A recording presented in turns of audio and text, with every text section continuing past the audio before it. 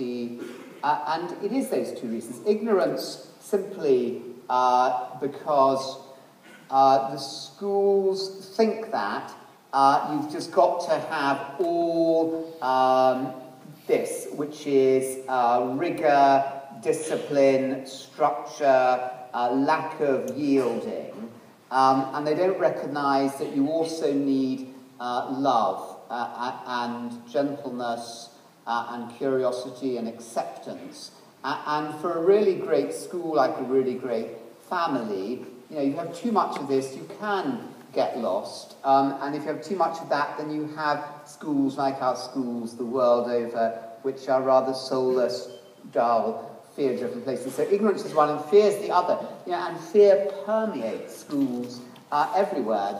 The teacher is afraid of the parents, the children are afraid of the parents and the teacher's afraid that the head of department won't think well of them if they don't get the grades, the head of department is afraid of the head of faculty, the head of faculty is afraid of the head's afraid of the governors, the head and governors are afraid of the local authority if their grades aren't going up in the league tables, the local authority is afraid of the Department for Education and afraid of the Secretary of State for Education, he or she are afraid of the Prime Minister is afraid of their mother!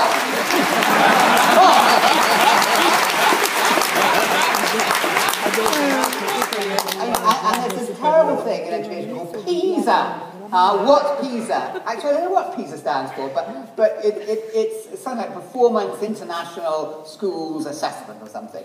They can't even spell it properly. PISA. I always think it's like a tower, which are just waiting to fall over. And governments around the world, heads of schools around the world are petrified they're going to go down in this assessment for maths and literacy and science.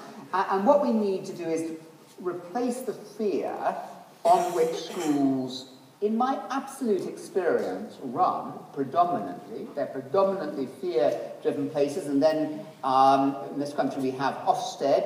Ofsted is just full of very loving people.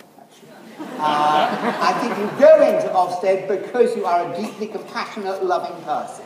Otherwise, why would you go into Ofsted? And so that's about fear. And what we need to do is replace fear by love and actually have this wonderful word of trust. Radical idea again. Why don't we trust teachers just to get on and teach what's brought them into the profession?